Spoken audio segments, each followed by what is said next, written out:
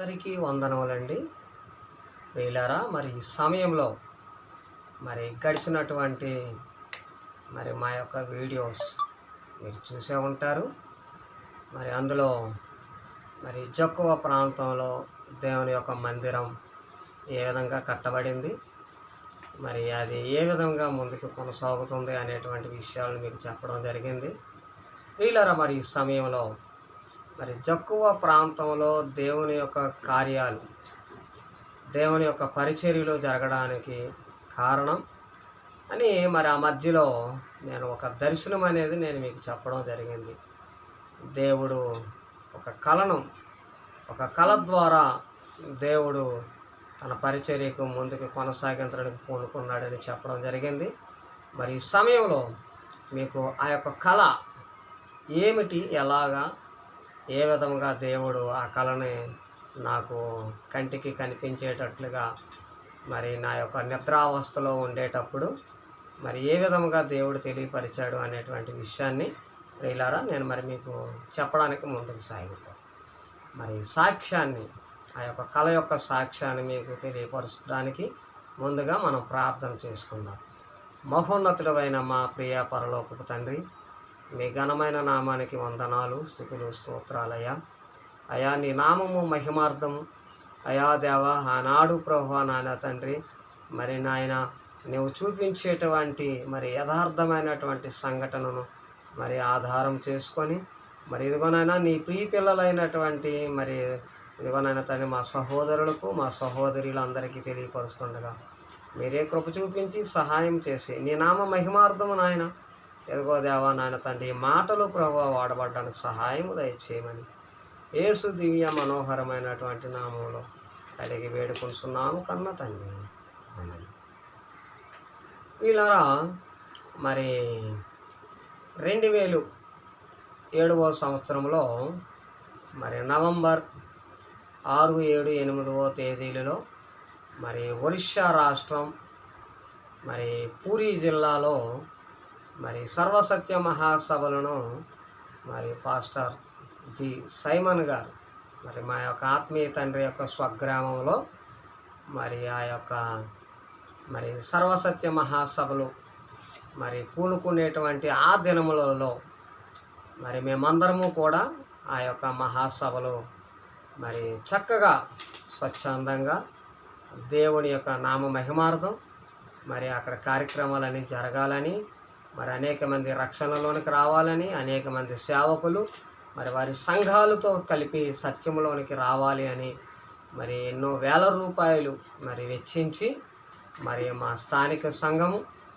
ఎంతో అమూల్యమైనటువంటి ధనాన్ని, ప్రార్థనా జీవితం, వారి కష్టార్జితాన్ని సుమారుగా మేమందరము 21 దినాల ఉపవాస ప్రార్థనల ద్వారా మేము ముందుకు అడుగులు వేసాం. ఈ సంగతులన్నీ కూడా మీకు ఇదివరకే చెప్పాం. మెటుకు ప్రియులారా, ఆ యొక్క 21 దినాలు ఉపవాస ప్రార్థనలు పాస్టర్ సైమన్ గారు సంఘంలో ప్రకటించిన వెంటనే పురుషులైనటువంటి మేము కూడా అనేక మంది స్త్రీలు వారి కుడి హస్తము ద్వారా పైకెత్తి మేమందరము కూడా ఉపవాస ప్రార్థనలు ఉంటామండి, మేము ప్రార్థనలకు పూనుకుంటామని సైమన్ సేవకులకి అందరూ కూడా తెలియపరిచిన వెంటనే పురుషుల విభాగంలో నేను కూడా ధైర్యంగా నిలవబడి 21 దినాలు ఉపవాస ప్రార్థనలు ఉండడానికి పూనుకున్నాను ప్రియులారా. ఆ యొక్క ఉపవాస ప్రార్థనలు కూడా ఎలాగంటే నా యొక్క భార్య, పిల్లలు, కుటుంబంతో ఉండకుండా నేరుగా ఒక 200 రూపాయలు పెట్టి ఒక అద్దె గృహంలో ఉంటూ ఉదయం నుంచి సాయంకాలం వరకు రాత్రికాల సమయంలోనూ కూడా వేకువజామున ప్రార్థనలు 4 గంటలు, 3 గంటల నుండి సుమారు వేకువజామున 3 గంటలకే లేచి తెల్లవారు 6 గంటల వరకు కూడా ప్రార్థన చేయడం, ఉదయకాల సమయంలో మార్నింగ్ సెక్షన్లో చర్చికి వెళ్ళి చర్చిలో కూడా ఉపవాస ప్రార్థనలు సాయంత్రం 4 గంటల వరకు చేయడం, అలాగే సాయంకాల సమయంలో సాయంత్రం 6 నుంచి రాత్రి 9 గంటల వరకు ఉపవాస ప్రార్థనలు సమయాలు అనేవి ఎలా ఉండేవి. మరి అంత మాత్రమే కాకుండా మేము రాత్రికాల సమయంలో కూడా మరి మేము చర్చి నుండి వచ్చి మళ్ళా ప్రార్థనా పూర్వకంగా మరి మేము ఆ యొక్క రూమ్లో మేము పడుకొని మళ్ళా తెల్లవారుజామున 4 గంటలకు లేచి ప్రార్థన చేసేవాళ్ళం. మరి ఆ విధముగా మేము ప్రార్థన చేస్తూ మరి పూరి ప్రాంతం కొరకు మాత్రమే కాకుండా మరి జక్కువ ప్రాంతంలో మరి విజయనగరం జిల్లా మెంటాడ మండలం మరి జక్కువ ప్రాంతంలో కూడా దేవా నీ కార్యాలు జరగాలి నాయన. మరి దేవా అక్కడ కూడా అనేక మందికి సువార్త ప్రకటించబడి మరి ఇదిగో దేవా అనేక మంది పిల్లలు కూడా నిన్ను తెలుసుకోవాలి, సత్యములోనికి రావాలి ప్రభు అని మేము ప్రార్థనలు చేసేటువంటి వాళ్ళము. వీళ్ళారా అలాగా మరి మేము ప్రార్థనలు చేస్తూ మరి ఆ విధంగా సుమారు 17 దినాలు 18 దినాలు ముగించబడుతున్నాయి. 21 దినాలు సమీపిస్తున్న కొద్ది మరి చివరి దినమైనటువంటి 18వ దినాన మరి ఆ రాత్రికాల సమయంలో మేము పడుకొని మళ్ళా వేకువజామున లేచే ముందు మేము ప్రార్థనలకు మరి లేవగానే ముందుగా దేవుడు మరి నాకు ఒక కళను మరి దేవుడు నాకు చూపించాడు ప్రియులారా. ఏమిటి అంటే ఆ కళ ప్రియులారా, మరి నేను ఉండడం అయితే విశాఖపట్నంలోనే మరి ఇదే ప్రార్థనా గదిలో ఉండి నేను నిద్రిస్తూ ఉంటే నేను జక్కువ ప్రాంతంలో ఉన్నట్లుగా, అంటే జక్కువ ప్రాంతంలో ప్రస్తుతానికి అక్కడ బస్ స్టాప్లో మరి ఒక స్కూల్ ఉందండి. మరి 1వ తరగతి నుంచి 8వ తరగతి వరకు కూడా ఇప్పుడు స్కూల్ ఉంది. మరి అదే స్కూల్లో మరి నేను ఆ యొక్క స్కూలులోని నేను ఒక కుర్చీలో కూర్చుంటూ మరి ఆ గుర్రమవలస ప్రాంతం వైపు నేను కిటికీలో గుండా నేను చూడడం అనేది జరిగింది. ఇది నేను చెబుతున్న విషయం ఏంటంటే కళ అన్నమాట. నేను జక్కువ ప్రాంతంలో ఆ స్కూల్లో నేను గుర్రమవలస ప్రాంతం వైపు ఉండేటువంటి కిటికీల గుండా నేను కుర్చీలో కూర్చొని నేను బైబిల్ చదువుతూ ఉండేవాడిని ప్రియులారా. నేను బైబిల్ చదువుతూ ఉంటే మరి నేను ఒక అధ్యాయం చదివిన తర్వాత కొద్దిగా ఒక 2 నిమిషాల పాటు రిలీఫ్ తీసుకునేటట్లుగా మళ్ళా 2 నిమిషాలు అయిన తర్వాత నేను మళ్ళీ బైబిల్ చదవడం, మరలా ఆ విధంగా నేను చదువుతూ ఆగుతూ ఉండేటువంటి సమయాలలో ఒక్కసారిగా నేను గుర్రమవలస ప్రాంతం వైపు నేను చూశాను. ఆ గుర్రమవలస ప్రాంతం వైపు చూస్తే ఏమీ కనిపించట్లేదు. మరలా చూశాను అన్నమాట. ఇంకా కొంచెం ఎక్కువ సమయం అలాగా చూస్తూ ఉంటే గుర్రమవలస ప్రాంతం మనం చూస్తూ ఉంటే మనకి గుర్రమవలస వెనకాతల ఉండేటువంటి గ్రామం ఏమిటి అంటే పోరాం. ఆ పోరాం గ్రామానికి కూడా మరి కుడి ఎడమ వైపులో కూడా మరి మేడపల్లి అనేటువంటి గ్రామము, అలాగే బుచ్చిరాజుపేట అనేటువంటి గ్రామాలు అనేవి ఇప్పటికీ కూడా ఉన్నాయి ప్రియులారా. అయితే ఉంటూ నేను అలాగా కిటికీలో నుంచి నేను కుర్చీలోని కూర్చొని నేను ఆ కిటికీ వైపు చూస్తూ ఉంటే ఆ గుర్రమవలస వెనకాతల ఉండేటువంటి గ్రామాలైనటువంటి సుమారుగా మరి ఇంగళాపిల్లి దగ్గర నుంచి ప్రారంభించి ఇంగళాపిల్లిలో నుంచి ఇంగళాపిల్లి, మేడపల్లి, అలాగే పోరాము, బుచ్చిరాజుపేట, గుర్రమవలస, నేరుగా జక్కువ అన్నమాట. ఆ విధముగా ఇప్పుడు ఆ యొక్క ఆర్టీసీ బస్సు మరి తిరుగుతుండేటువంటి రోడ్డు కూడా ఆ విధంగానే ఉంటుందన్నమాట. మరి మానాపురం సంత దగ్గర నుంచి ఇంగళాపిల్లి నుంచి మేడపల్లి ఇలాగా వస్తూ ఉంటే మరి నేను జక్కువ ప్రాంతంలోని నేను ఆ స్కూల్లోని ఆ కిటికీ దగ్గర నేను కుర్చీ వేసుకొని కూర్చొని అలాగ చూస్తూ ఉంటే గుర్రమవలస చూస్తూ ఉంటే అలాగ చూస్తూ ఉండడం వల్ల ఏమైందంటే ఒక్కసారిగా ఆ గుర్రమవలస ఉండేటువంటి వెనక భాగంలో ఉండేటువంటి పోరాము ప్రాంతము, అలాగే మేడపల్లి, ఇంగళాపిల్లి దగ్గర నుంచి ప్రారంభమైనటువంటి పొగలు మరి కొద్దిసేపు క్రితం ఏమైందంటే అక్కడ పొగలు రావడం అనేది నేను కళ్ళారా చూశాను ప్రియులారా. ఆ పొగలు చూసిన తర్వాత నేను మళ్ళా బైబిల్ చదవడం, మళ్ళా ఒక 10 నిమిషాల తర్వాత చూస్తే ఇంగళాపిల్లి దగ్గర నుంచి మరి గృహాలన్నీ కూడా కాలిపోతున్నాయి అన్నమాట. ఇంగళాపిల్లిలోని ఉండేటువంటి అనేకమైనటువంటి కమ్మల ఇల్లులు, పురిళ్ళన్నీ కూడా కాలిపోతూ ఉన్నాయన్నమాట. ఇంగళా పిల్లిలోని కాలిపోతూ ఉంటే నేను మళ్ళా బైబిల్ చదువుతున్నాను. మళ్ళా ఇంకొక 10 నిమిషాలు పోయిన తర్వాత ఆ యొక్క ఇంగళా పిల్లిలో ఉండేటువంటి మంటలు మరలా అవి ఎక్కడికి వచ్చాయంటే మేడపిల్లి గ్రామానికి వచ్చాయి. అక్కడ నుంచి కాలుతూ మరి ఆ యొక్క మేడపిల్లి గ్రామంలోనూ కూడా ఇల్లులు కాలిపోవడం, పురిల్లులు కాలిపోవడం, మేడపిల్లి అయిపోయిన తర్వాత పోరాంలోనే ఇల్లులు కాలిపోవడం, ఇలాగా మరి పెద్ద పెద్ద అగ్గి మంటలేనమాట. పొగలు అగ్గితో అలాగ నేను ఆ యొక్క మంటలు చూస్తూ ఉంటే మళ్ళా బైబిల్ చదువుతున్నాను.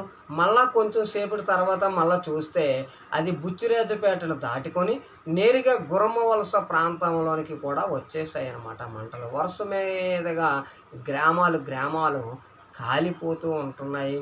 మరి అంత మాత్రమే కాకుండా అరుపులు, కేకలైనమాట. పిల్లలు, పెద్దలు అందరూ కూడా పరుగులెడుతున్నారు ప్రియులారా, పరుగులెడుతున్నారనమాట.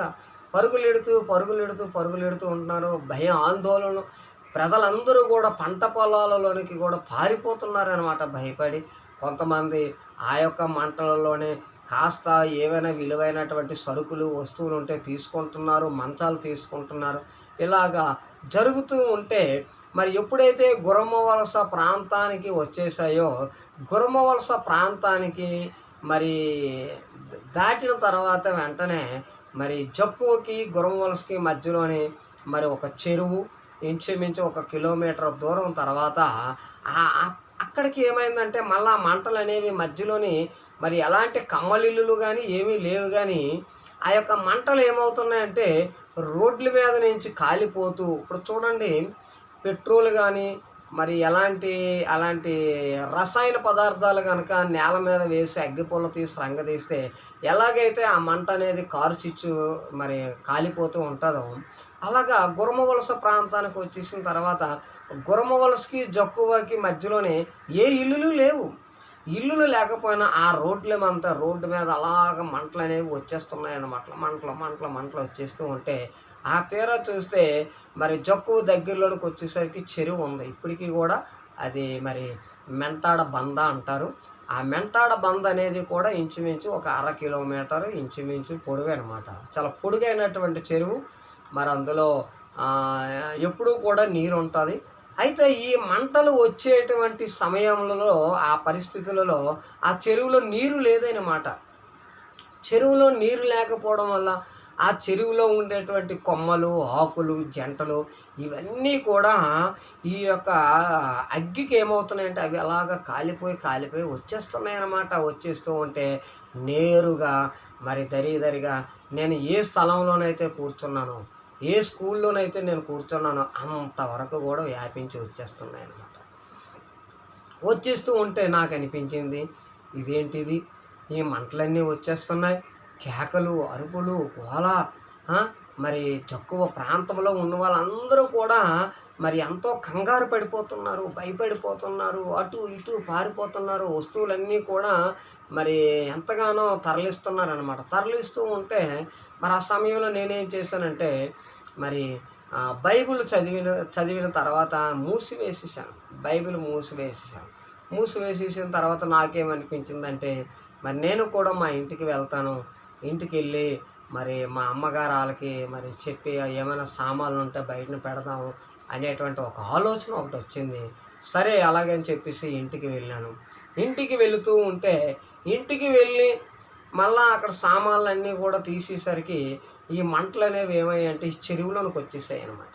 చెరువు ఖాళీగా ఉండి బస్ స్టాప్ వరకు కూడా వచ్చేసాయి అనమాట. వచ్చేగానే అప్పుడు నా మనసులోని ఒక ఆలోచన అనేది దేవుడు పెట్టాడు. ఏమనంటే యేసుక్రీస్తు వారు ఈ భూలోకానికి ఆయన రెండోసారి యోధాగోత్రం సింహంలాగా రాబోతున్నాడు.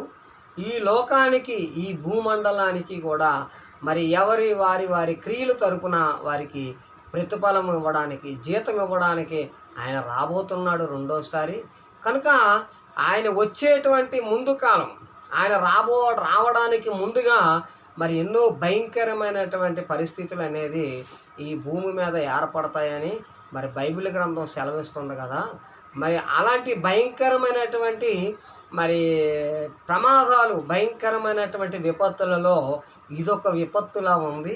కనుక ఇప్పుడు ఏం చేయాలంటే యేసు ప్రభు వారు చెప్పారు కనుక మరి బైబిల్లోని వ్రాయబడి ఉంది. అనేక మంది సేవకుల ద్వారా మనం ఆ మాట వింటున్నాం కనుకనే ఇప్పుడు మరి మనం ఏం చేయాలి అంటే ఇమ్మీడియట్లుగా మరి ఇంకా ఆలోచించకూడదని చెప్పి నేను మళ్ళీ వెనక్కి ఇంటికి వెళ్ళి నేను మరి మా ఇంట్లోనే నాకు ఇప్పటికీ గుర్తుందండి, అది ఒక సిల్వర్ పళ్ళెం అనమాట. ఇంచుమించు ఎటువైపులు చూసినా సరే 2 అడుగులు ఉంటుంది అనమాట దానికి వెడల్పు. మరి ఆ యొక్క 2 అడుగులు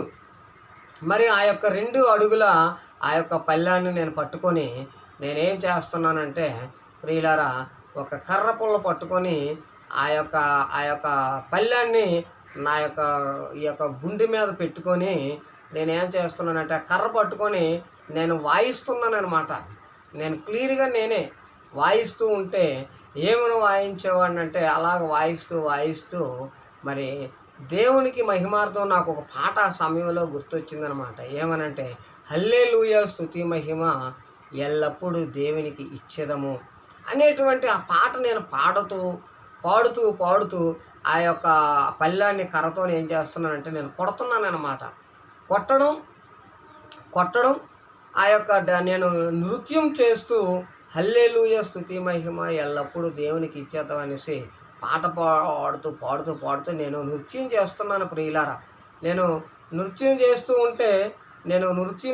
ఉంటే ఏమైంది అంటే ఒకేసారిగా అలాగ నేను చేసేసరికి ఇప్పుడు ప్రస్తుతానికి జక్కువ ప్రాంతంలో మరి దేవుడు మా చేత ఏర్పాటు చేసినటువంటి దైవ మందిరం ఉంది ప్రియులారా. ఆ దైవ మందిరం అనేది ఇప్పుడు కట్టబడి ఉంది. నేను ఆ యొక్క బస్ స్టాప్లో నేను నిలవబడి ఆ యొక్క గుర్రము వలస పోరం ప్రాంతాల వైపు చూస్తూ ఈ మంటలను చూస్తూ ఈ పళ్ళెం పట్టుకొని నేను చిడతలు కొట్టి నేను పాట పాడి డ్యాన్స్ చేస్తూ ఉంటే ఈ యొక్క మరి మా జక్కు ప్రాంతంలో ఇప్పుడు అక్కడ అంబేద్కర్, జ్యోతిరావు పూలే అనేటువంటి విగ్రహాలు ఉన్నాయి బజారులో. మరి అటువైపు నుంచి కొంతమంది వ్యక్తులు, నెక్స్ట్ ఇటువైపు మా చర్చి, ఇప్పుడు ప్రస్తుతానికి చర్చి కట్టినటువంటి ఆ యొక్క ఏరియా నుంచి కొంతమంది కూడా జనాలు వచ్చి నేను పాడుతూ నేను డ్యాన్స్ చేస్తూ మరి దేవుణ్ణి మహిమపరుస్తూ ఉంటే ఈ జనాలందరూ కూడా నా వైపు రావడం, నా చుట్టూ కూడా మూగి నాతో పాటు చప్పట్లు కొట్టి నాతో పాటు ప్రభువుని ఆనందించడం అనేది నేను కళ్ళారా చూశాను ప్రియులారా. చూడగానే ఏంటి ఇలా జరుగుతుంది అనేసి ఈ విధంగా నేను అలాగ ఇచ్చేసేసరికి వీళ్ళందరూ కూడా నాతో పాటు ఏకీభవించి ఇచ్చేస్తుంటే ఒక్కసారిగా ఏమైందంటే మరి నేను పాట పాడుచు నృత్యం చేస్తూ నాతో పాటు మిగతా అనేక మంది జనాంగము కూడా నాతో పాటు నృత్యం చేస్తున్నారు, చప్పట్లు కొడుతున్నారు, ప్రభువును మహిమపరుస్తూ ఉంటే ఒక్కసారిగా ఏమైందంటే ప్రియులారా, ఎప్పుడూ కూడా 365 దినాలు కూడా ఆ యొక్క మెంటాడ బందలో నీళ్లు ఉండేవి ప్రియులారా, ఎప్పుడూ నీళ్లు ఉండేవి. మరి ఏమైందో తెలియదు, నీరు లేదు. నీరు లేకపోవడం వల్ల అక్కడ ఉండేటువంటి ఆకులు, గడ్డి, చెరువులో ఉండేటువంటి తుప్పలన్నీ కూడా తగలబడిపోయి మంటలు అనేది ఇంగళాపల్లి దగ్గర నుంచి మొదలుకొని మంటలన్నీ కూడా జక్కువ ప్రాంతంలోనికి మా యొక్క బజార్లోనికే నేరుగా బస్ స్టాప్ ఏరియాలోనికి వచ్చేసాయి. మరి ఎప్పుడైతే మేమందరము కూడా మరి నృత్యం చేస్తున్నామో, దేవుని మహిమపరుస్తున్నామో, నేరుగా ఇంకా ఎవరూ లేదండి, నేరుగా 100% నాకు కంట్లో కనిపించి నేను మహిమపరిచేది యేసుక్రీస్తు వారిని. నేను పాట పాడకముందు, నేను నృత్యం చేయకముందే నా హృదయంలోని నాకు తలంపు ఇచ్చాడు ఆయన. యేసుక్రీస్తు వారు రెండోసారి వచ్చినప్పుడు ఇన్నోటి పరిణామాలు జరుగుతాయి, మరి దేవుని యొక్క ఉగ్రత ఇలా ఉంది, ప్రజలు అనేక మంది నశించిపోతున్నారు అనేటువంటి క్లియర్గా నేను ఎప్పుడైతే నాకు అది కంటికి కనిపించి నేను హృదయంలో తలించానో వెంటనే అప్పుడు వెళ్ళి ఆ యొక్క పాత్రను నేను తీసుకొచ్చి నేను కంజీర్లాగా కొట్టేవాడిని. మరి కొట్టడమే కాకుండా ప్రియులారా, ఎప్పుడైతే నేను నాతో పాటు మరి ఇరువైపుల నుండి జనాలు వచ్చి దేవుణ్ణి మహిమపరచడం జరిగిందో అప్పుడు ఉన్న పలంగా చెరువులోని ఉండేటువంటి మంటలన్నీ కూడా ఆరిపోయి ఏ మంట లేకుండా ప్రియులారా అక్కడ నుంచి చెరువులో నుంచి ఏమైందంటే ఒక్కసారిగా ఉన్నపాలంగా చెరువులో నుంచి నీరు ప్రవహించింది ప్రియులారా. అది ఎక్కడి నుంచి వస్తుందో తెలియదు, చెరువులోని నీరు ఊరుతుంది. ఆ నీరంతా కలిపి ఆ యొక్క ఊరినటువంటి నీరంతా కలిపి ఆ గుర్మ వలస వైపు ప్రయాణం చేస్తూ ఇంతవరకైతే మంటలు కాలిపోతున్నాయో ఆ మంటలన్నింటినీ కూడా తడుపుకుంటూ ఈ నీరంతా కలిపి ప్రవాహం జలమై అది అలాగా బుచ్చిరాజుపేట ఆ తర్వాత గుర్రమ వలస ప్రాంతాలన్నీ కలిపి ఏమవుతున్నాయంటే ఆ మంటలన్నింటినీ కలిపి ఆర్పేస్తున్నాయి అన్నమాట. నీళ్ళన్నీ రిటర్న్ ఈ యొక్క నీళ్ళన్నీ కలిపి అటు తిరిగి మరి గుర్రమ వలస, బుచ్చిరాజుపేట, పోరాము, మేడపల్లి, ఇంగలాపల్లి ప్రాంతాల వరకు కూడా ఈ నీరంతా కలిపి ప్రవాహంలో వెళ్ళి ఆ యొక్క మంటలన్నీ ఆరిపోయాయి ప్రియులారా. మరి ఈ విధముగా ఆరిపోవడం అనేది అన్నీ జరిగిన తర్వాత నాకు ఒకేసారి తెలివి వచ్చేసిందనమాట. తెలివి రావగానే ఏంటి ఇలా జరిగింది, ఊర్లో కాలిపోతున్నాయి ఏంటి ఇలా వచ్చిందని మరి నేను కొద్దిసేపు లేచి ప్రార్థన చేసుకున్నాను ప్రియులారా. ప్రార్థన చేసిన వెంటనే మరి నేను తెల్లవారుజామున మరి నా పక్కన మరి మా యొక్క ప్రియులు మరి గోపాలరావు గారు, మాన్యాల గోపాలరావు గారు లేవగానే నేను చెప్పాను ఆయనకి ఈ విషయాలన్నీ చెప్తే ఆ చెప్పిన వెంటనే ఇది ఏదో వింతలాగా ఉందండి, ఇది ఏదైనా సరే ఇది పాస్టర్ గారికి మనం తెలియజేయవలసినటువంటి పరిస్థితి ఉందని చెప్పి మరి మేము నేరుగా మరి పాస్టర్ సైమన్ గారి దగ్గరికి వెళ్ళామన్నమాట. మా సేవకుల దగ్గరికి వెళ్ళి ఆయనకి చెప్పగానే ఈ యొక్క విషయాలన్నీ కలిపి ఆ సాయంకాలం వెళ్ళి చెప్పాం. పాస్టర్ గారండి మరి మేము ఇలాగ ప్రార్థన చేస్తున్నాం, మరి పూరి కోసం ప్రార్థన చేస్తున్నాం, జక్కు కొరకు కూడా మేము ప్రార్థన చేస్తున్నామండి. చేస్తే మరి ఈ విధంగా కల వచ్చిందండి, మరి ఇదేమిటో మాకు తెలియదు అనేటప్పుడు మరి పాస్టర్ సైమన్ గారు ఒకే ఒక విషయాన్ని ఏమన్నారంటే ఆ ప్రాంతాలలో దేవుని యొక్క జనాంగము ఉన్నదని మరి సేవకులు చెప్పారనమాట. దేవుని యొక్క జనాంగం అక్కడ ఉన్నది. అక్కడ తప్పనిసరిగా మనం ఎన్నో సంవత్సరాలు బట్టి మనం ప్రార్థన చేస్తున్నాం జకరియా, మరి నువ్వు నాకు ఒక 6 నెలలు 8 నెలలు బట్టి చెప్పావు జక్కువలో సువార్త ప్రకటిద్దామని. మరి అది దేవుడు ద్వారం తెరిచాడు. అక్కడ మనం సువార్త చేయవలసి ఉంది. అక్కడ అనేక మందికి మనం రక్షణలోనికి నడిపించవలసినటువంటి బాధ్యత భారం మరి మన మీద ఉందనేసి ఆయన చెప్పగానే మరి మేము ఎంతో సంతోషించి ఇది దేవుడే తన యొక్క కళ ద్వారా దేవుడు మాకు తెలియపరిచాడని మేము నమ్మామన్నమాట. నమ్మిన వెంటనే మేము ఏం చేసామంటే అక్కడ నుంచి సుమారు మరొక 4 నెలల పాటు ఏకదాటిగా ప్రార్థనలు చేసి మరి జక్కువ ప్రాంతానికి సువార్తను ప్రకటించడం అనేది జరిగింది ప్రియులారా. మరి మొదటిసారి కూడా మరి భయంకరమైనటువంటి ఎండలు మరి మే నెలలో మే మొదటి 2 వారాలలోనే మరి అక్కడ 3 దినాలు ఉపవాస ప్రార్థనలు పెట్టాం. ఆ ఉపవాస ప్రార్థనలు జరుగుతున్నప్పటికీ కూడా మరి దుష్టుడు భయంకరంగా మరి వెళుతున్నటువంటి మా యొక్క బృందం అంతటి మీద కూడా దాడి చేసేవాడు.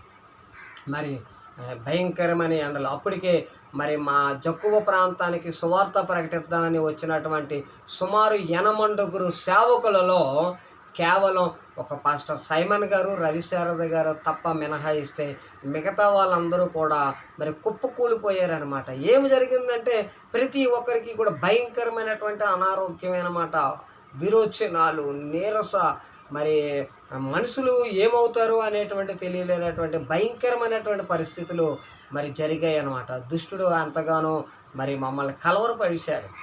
అప్పటికీ కూడా మరి సంఘము ప్రార్థన, దైవ సేవకుల ప్రార్థనల ద్వారా మరి అంతా కూడా మరి కొంతవరకు నెమ్మది అయిన తర్వాత మేము ఒక 2 సంవత్సరాల తర్వాత మళ్ళా సువార్త ప్రకటించడానికి వెళ్ళాం. ఆ సువార్త ద్వారా ఉదయకాల సమయంలో సువార్తను ప్రకటిస్తూ సాయంకాల సమయంలో పబ్లిక్ మీటింగులు పెట్టి మరి ఆ విధంగా మేము చేస్తునేటప్పుడు అక్కడ జక్కువ ప్రాంతంలో మరి ఒక స్థలాన్ని కొని మందిరము కట్టబడాలి అనేటువంటి ద్వారాలు దేవుడు ఆ 3 దినాల ఉపవాస ప్రార్థనల ద్వారాగా మరి దేవుడు ప్రవచించి, దేవుడు ప్రేరేపించి, దేవుడు తన దాసుల ద్వారాగా మాట్లాడి తన చిత్తాన్ని తెలియపరిచాడు ప్రియులారా. ఇదేనమాట మేము జక్కువ ప్రాంతంలో మరి పరిచర్య చేయడానికి, జక్కువ ప్రాంతంలో ఆయన కార్యాలు పూనుకోవడానికి కారణం ఏమిటంటే దేవుడు మరి ఈ రకమైనటువంటి ఒక చిత్రాన్ని, ఈ విధమైనటువంటి ఒక ఆనవాళ్ళను అనేది మాకు తెలియపరచడం ద్వారా మేము ఇది దేవుని యొక్క చిత్తము, ఇది దేవుని యొక్క హస్తము, ఇది దేవుని యొక్క పని అని మేము గుర్తు ఎరిగి మేము అడుగులు పెట్టడం అనేది మేము ప్రారంభించాము ప్రియులారా. దయచేసి మరి ఇదంతా కూడా ఇప్పుడు మీకు చెప్పినటువంటి విషయాలన్నీ కూడా గత కాలపు సుమారు 13 సంవత్సరాల కిందట జరిగేటువంటి ఈ సంభవం అన్నమాట. ఇదంతా కూడా అప్పుడు జరిగింది ఇదంతా. మరి ఇప్పుడు మీ అందరికీ తెలుసు దేవుని కృపను బట్టి అక్కడ దేవుడు ఒక చక్కగా ఒక మందిరాన్ని కట్టించాడు. మంచి పరిచర్య జరుగుతుంది. మరి అనేక మంది యవనస్తులకు, వృద్ధులకు, అనేక మంది పిల్లలకు కూడా మరి సువార్తను అందజేయబడుతుంది. ప్రతి ఆదివారం ఆరాధన జరుగుతుంది. అంత మాత్రమే కాకుండా హవీలా చారిటబుల్ ట్రస్ట్ ద్వారా అనేక మందికి సామాజిక సేవా కార్యక్రమాలు చేస్తూ పరిచర్యను ముందుకు నడిపిస్తున్నాం. ఆ పరాత్పరుడు ఇచ్చినటువంటి ఆ గొప్ప కృపణకే దేవునికి వేలాది వందనాలు, స్తుతులు, స్తోత్రాలు. ప్రియులారా, మరి మీ అందరికీ వందనాలండి. మరి చివరిగా ప్రార్థన చేసుకొని మరి కార్యక్రమాన్ని ముగించుకుందాం. మహోన్నతుడైన మా ప్రియ పరలోకపు తండ్రి, మీ ఘనమైన నామానికి వందనాలు, స్తుతులు, స్తోత్రాలు. అయ్యా, నువ్వు ఇచ్చినటువంటి బాధ్యత, నువ్వు ఇచ్చేటువంటి మరి నాయన తండ్రి ఆనవాళ్ళను ఇదిగో దేవా మరి తండ్రి ప్రజలకు తెలియపరచడం కొరకు, అనేక మంది ప్రార్థించడం కొరకు అయ్యా మేము పూనుకొని అయ్యా ఇదిగో నాయన తండ్రి మేము ఇంతవరకు దేవా ఈ ఛానల్ ద్వారా నాయన మీరు కృప చూపించినందుకే మీకు స్తోత్రాలు. నీ నామానికే మహిమ, ఘనత, ప్రభావం చెల్లిస్తూ యేసు శక్తి కలిగినటువంటి నామంలో అడిగి వేడుకొనిస్తున్నాము కన్న తండ్రి. ఆమేన్.